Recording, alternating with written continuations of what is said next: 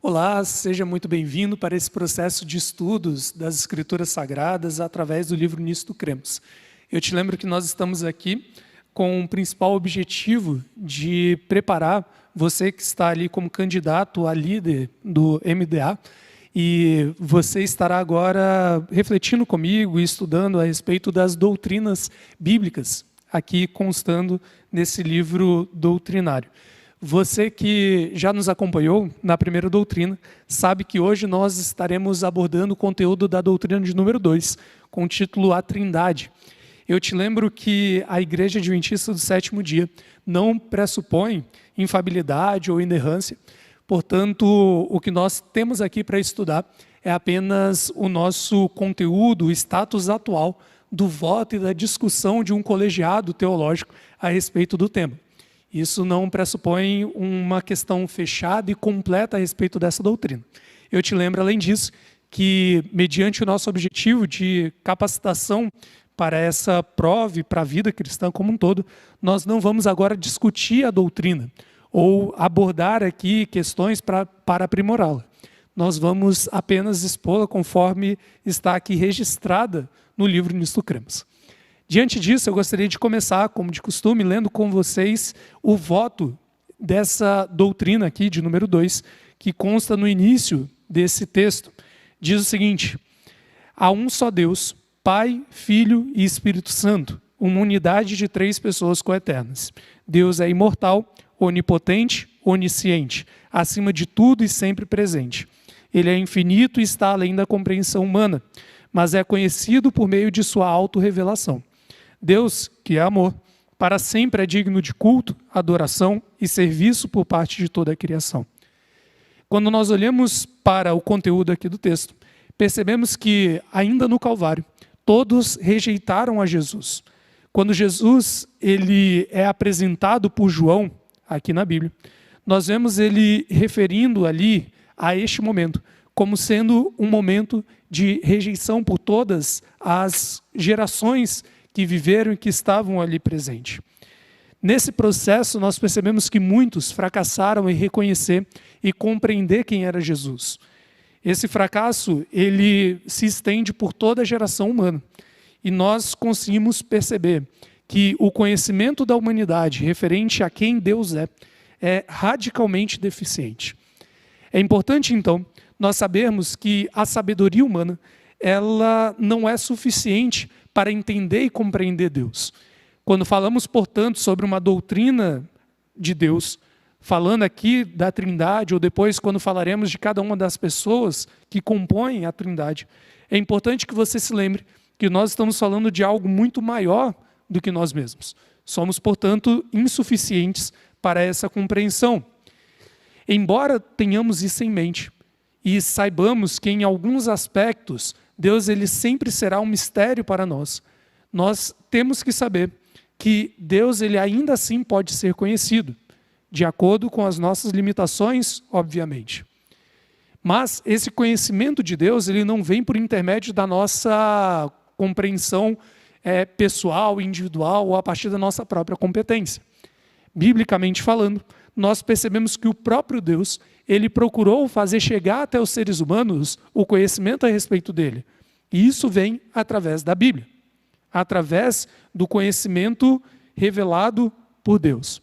Há ainda outra fonte que nós falaremos logo mais adiante, mas principalmente é através dessa autorrevelação divina, que é destinada ao homem e tem como objetivo eliminar esse abismo, ou melhor, diminuir esse abismo, que é ali posto entre Deus e os seres humanos por intermédio do pecado. É por intermédio dessa revelação que nós conseguimos compreender um pouco mais a respeito de Deus, por meio do seu amor sendo manifestado ali na Bíblia.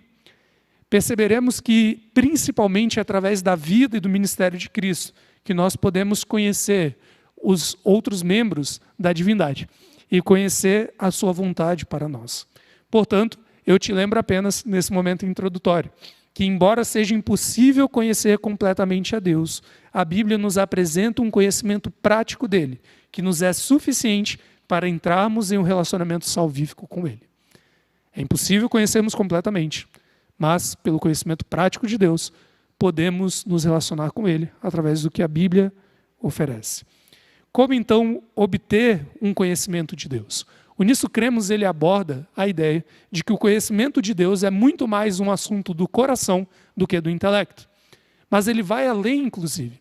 É necessário toda a conjuntura humana.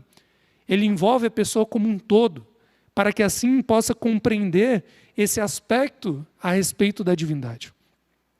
Nós, então, precisamos entender que é através do todo humano que o Espírito Santo age, e por meio da permissão para a entrada dele em nosso ser, nós conseguimos compreender a vontade e a pessoa de Deus, ao menos de forma limitada, e assim assimilar essa vontade para a nossa vida. Nesse contexto, chegamos à conclusão de que os descrentes não podem, portanto, obter um genuíno conhecimento de Deus. Você precisa crer. A fé, ela é essencial para isso. Ela é essencial para essa compreensão a respeito da divindade. O modo, então, como nós adquirimos conhecimento de Deus, como já dito, ele é diferente de qualquer outro modo. Como já dito também, nós não podemos nos colocar acima de Deus e pensarmos que, por nossa própria capacidade, poderemos estudá-lo, analisá-lo ou quantificá-lo.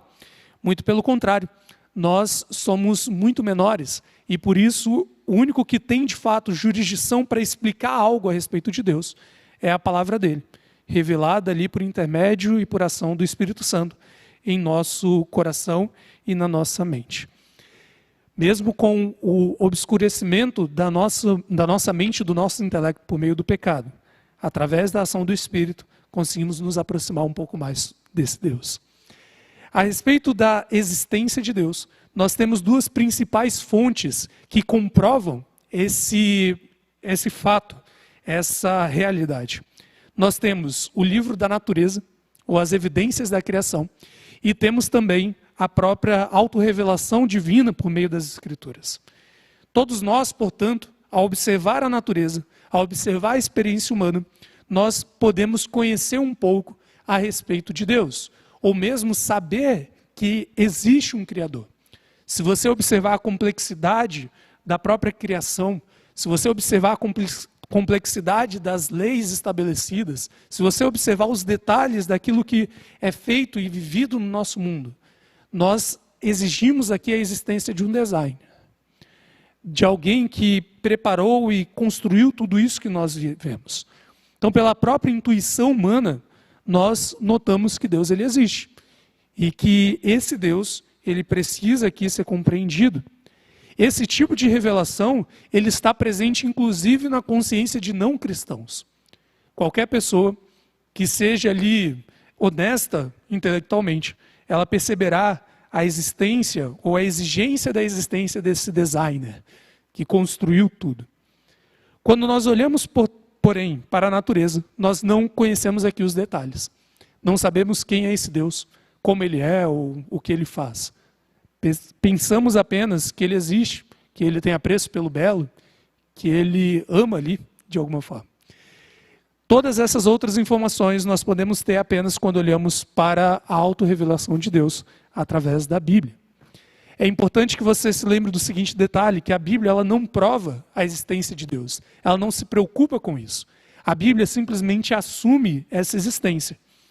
Ela vê ali a revelação divina como algo tão vigoroso, tão bem estabelecido, que não tem limite para a descrença. Inclusive, quando nós olhamos para o texto bíblico, é dito que aquele que não crê, ele é tido como tolo. Porque quando olhamos para a realidade, tudo mostra muito claramente a existência desse Deus. É por isso que a Bíblia ela apenas vai nos mostrar como esse Deus é. A partir das nossas limitações, obviamente. Mas a sua existência é apenas assumida. A fé, portanto, é tida como um pré-requisito nesse contexto na Bíblia. Não uma fé cega, mas uma fé baseada em evidências. Baseada naquilo que nós experimentamos, vemos e vivemos. Quando olhamos, portanto, para a Bíblia, nós temos ali algumas informações sobre esse Deus das Escrituras, sobre esse Deus que está ali revelado.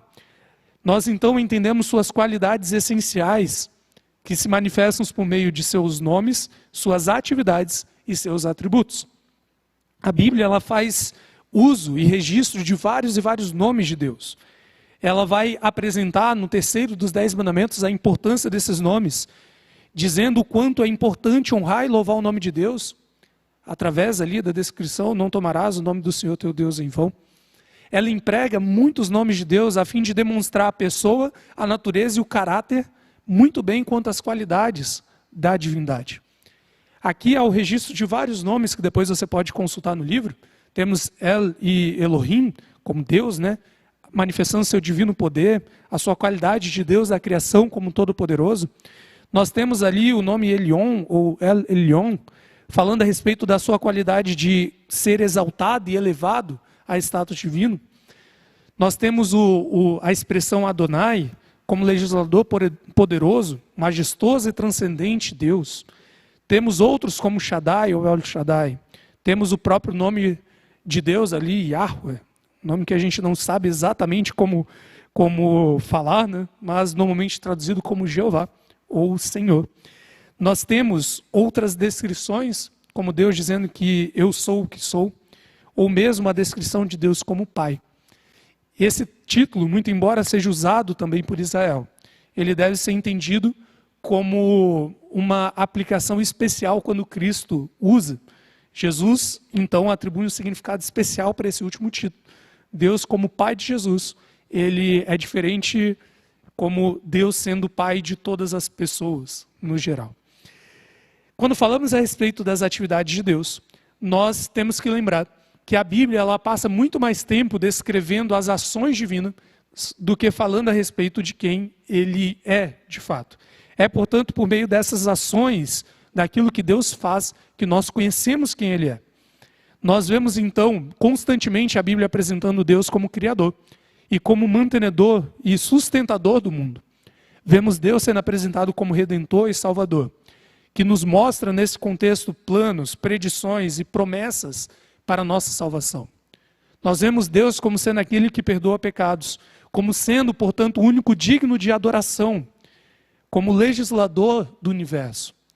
Portanto, com tudo isso, essas ações nos confirmam o conceito de que Deus é um Deus pessoal, um Deus relacional, um Deus que está em contínuo contato com os seres humanos. As ações divinas, portanto, apresentam para nós também aqueles que são os atributos considerados como divinos, né? Os atributos de Deus. Eles podem ser classificados em 2 grupos diferentes. Um sendo os atributos comunicáveis e o outro os atributos incomunicáveis. Esse último grupo, os atributos incomunicáveis, são aqueles que têm a ver com os aspectos próprios, exclusivos da natureza de Deus e que, portanto, não podem ser concedidos a ninguém. E aí eu posso mencionar para vocês elementos como a autoexistência de Deus. Então Deus ele tem vida em si mesmo, vida própria. A vontade independente e o poder próprio de Deus, que não são comunicados a ninguém, apenas Ele possui. Temos o fato de Deus, conforme exposto aqui, ser onisciente, conhecendo o fim desde o princípio. Temos a descrição de Deus como onipresente, já que Ele transcende todo o espaço, estando presente de modo pleno em cada região do espaço.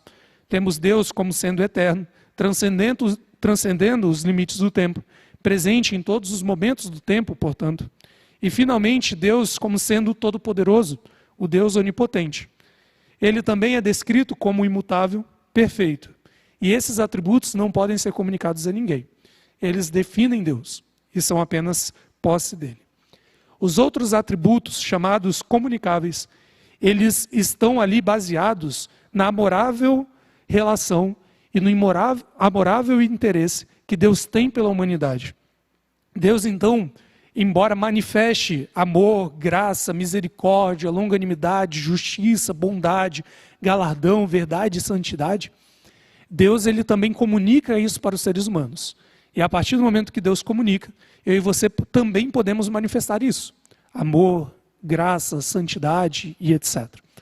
Tudo isso com base naquilo que Deus deu, entregou e vive conosco. Falando a respeito de soberania, a respeito da soberania de Deus, há esse princípio claro e inequívoco na Bíblia de que não há ninguém que possa deter as mãos de Deus. Não há ninguém que possa ser comparável a ele, ele é o soberano de todo o universo. É nesse contexto que surge o conceito de predestinação e liberdade humana. A Bíblia ela deixa claro que Deus ele tem pleno e total controle sobre o mundo. Em alguns momentos, o conceito de predestinação aparece ali na Bíblia. E é dito que Deus ele predestinou todos para serem adotados como seus filhos. É importante que você entenda que quando é dito que Deus ele predestinou aqueles para a salvação, ele não parte aqui de um princípio exclusivista. Paulo, ao contrário, trabalha essa ideia não como um Deus que caprichosamente exclui alguém de sua salvação, mas como um Deus inclusivista. Um Deus que deseja que todo homem se salve. E por isso ele predestina todos para a salvação. Qualquer um pode ser salvo. Mas dependerá da necessidade, da vontade e da liberdade humana escolher aceitar ou não essa salvação. Paulo ele explica, portanto, que o ser humano ele é livre e qualquer um pode se salvar, mesmo diante da vontade divina de que todos se salvem. É importante que você entenda ainda que a Bíblia apresenta que é possível a um crente que uma vez foi um recipiente de graça, que uma vez aceitou a Jesus, que ele caia dessa graça e se perca, infelizmente. Deus pode, então, conforme o livro Nisto Cremos traz, leio aqui integralmente esse texto, Deus pode ver antecipadamente todas as decisões individuais que serão tomadas, mas em sua presciência, ele não determina quais devem ser essas escolhas. A predestinação bíblica consiste no efetivo propósito de Deus, de que todos aqueles que crerem em Cristo sejam salvos. Falando ainda a respeito disso, há aqui o detalhe, a lembrança de que quando Paulo ele trabalha o conceito de predestinação, por diversas vezes ele o trabalha no contexto da missão e não da salvação. Por isso nós temos esses momentos em que Deus ele fala, por exemplo, que escolheu Jacó e não Esaú, rejeitando Esaú. Ou mesmo que Deus escolheu Israel e rejeitou outros povos. Não é que Deus escolheu para a salvação aqui nesse momento, mas sim que ele escolheu esses sujeitos ou povos como símbolos de sua missão, para exercer então uma atividade específica. Deus, portanto, exerce soberania em sua estratégia missionária, mas a salvação está disponível para todos. Importante que você se lembre disso. Tudo isso depende da liberdade e da escolha humana. Outro detalhe relevante é que, por diversas vezes, Deus ele recebe o crédito na Bíblia, inclusive por ações que ele permitiu serem executadas e não necessariamente partiu dele. Como no caso de Faraó tendo seu coração endurecido. O crédito então é atribuído a Deus, porque ele é a fonte de tudo, mas não necessariamente ele faz aí, comete essa ação. Quando então pensamos a respeito desse conhecimento antecipado, dessa onisciência ou presciência de Deus, o livro Nisto Cremos, ele traz as seguintes afirmações. O conhecimento divino a respeito daquilo que os homens irão fazer não interfere em suas decisões efetivas. Da mesma forma como uma câmera registra as cenas, mas não interfere nelas. O conhecimento antecipado de Deus penetra o futuro sem alterá-lo. A presciência de Deus jamais viola a liberdade humana. A argumentação, então, é que mesmo que Deus veja o que o ser humano vai fazer, ele não viola a liberdade humana. Ele apenas age como um espectador que enxerga tudo isso. Falando a respeito sobre o dinamismo interno da divindade, como as coisas funcionam dentro da Trindade, nós temos aqui alguns conceitos relevantes para a gente entender e lembrar. O primeiro deles é que a Bíblia assume constantemente a singularidade de Deus.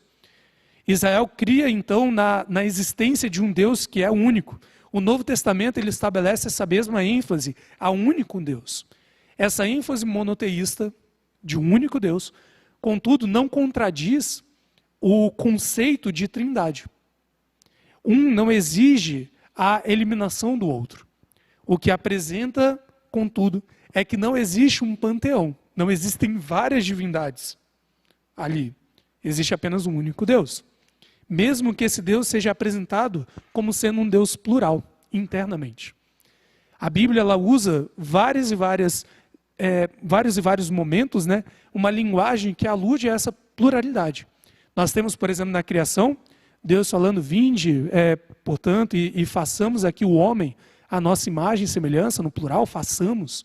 Eis que o homem era ou se tornou como um de nós, ele vai falar. Outros momentos, vinde, desçamos. Deus ele usa nesse plural essa manifestação dessa pluralidade interna. O anjo do Senhor é descrito, identificado como Deus no Antigo Testamento. O Espírito Santo, o Espírito de Deus, ele é apresentado como alguém distinto de Deus. Nós temos então essa pluralidade interna que não conflita com a noção de um Deus único. Ele é único, mas ele é plural internamente. Falando a respeito do relacionamento interno dessa divindade, nós vemos que o primeiro advento de Cristo ele nos mostra detalhes disso, de como a divindade se relaciona internamente. Vemos, em primeiro lugar, que há uma relação amorável entre os membros da divindade. Eles existem durante todo o tempo juntos, então eles se compreendem em perfeito e absoluto amor internamente ali. Há uma noção de paciência constante ali, seja com os anjos rebeldes, ou mesmo com o indócil ser humano. Não existe, portanto, qualquer distância entre as pessoas da divindade triuna. E esse é um ponto importante para você pensar, porque por vezes nós temos o costume de colocar uma hierarquia como Deus Pai, Deus Filho e o Espírito Santo. Mas não, a Bíblia trabalha que os três são divinos e eles compartilham poderes e qualidades. Portanto, dentro da autoridade final, dentro da economia, da existência da divindade, da Trindade, ela é compartilhada por todos de forma igual. Não há ali hierarquia dentro da Trindade. Embora, portanto, a divindade ela não seja apenas uma pessoa, Deus ele é um em propósito, mente e caráter. Lembre-se disso constantemente. Isso não elimina ou não oblitera, as personalidades das pessoas da Trindade. Continuam as personalidades independentes, mas ainda assim continua sendo um único Deus em propósito, mente e caráter. Há, portanto, uma convergência e uma convivência muito simples entre o conceito monoteísta e a pluralidade da divindade. Não há vários deuses, mas esse único Deus, ele é composto em três pessoas. Nós percebemos ainda aqui no registro a ideia de que nessa divindade há um relacionamento funcional. Há uma distribuição de funções aqui. Nesse contexto, eu leio integralmente, é dito que o Pai parece atuar como fonte, o Filho como mediador e o Espírito Santo como atualizador ou aplicador. Pai como fonte, Filho como mediador e o Espírito Santo como atualizador ou aplicador. Na encarnação, nós observamos isso. No batismo de Jesus, observamos isso também. Até nos dias atuais, nós observamos isso acontecendo. Quando Deus, sendo a fonte ali da nossa salvação, por intermédio de Cristo, por mediação de Cristo, ele nos é apresentado a partir da atuação do Espírito Santo. O Espírito, então, ele revela o Filho, provindo do Pai. A bênção apostólica, ela vai reunir essas três pessoas da divindade. No momento dos batismos, nós temos essa declaração dessas três pessoas.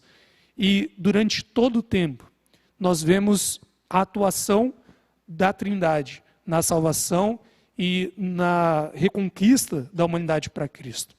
Todos os três membros, portanto, eles trabalham em conjunto para a nossa salvação. Embora somente Jesus ele seja descrito também como Deus-homem, como aquele que encarna. Em sua distribuição interna de funções, portanto, diferentes membros da divindade executam tarefas distintas para a salvação do homem. Aqui há uma frase, daquelas que parecem erradas, mas não são.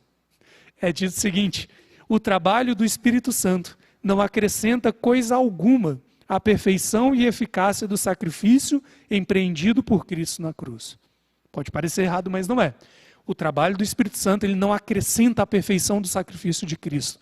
O que ele faz, e depois vai ser descrito isso, é pegar aquela propiciação, aquele sacrifício de Cristo que foi objetivo, ele foi destinado a todos, e o Espírito Santo pega ele e aplica de forma subjetiva e pessoal à vida de cada um.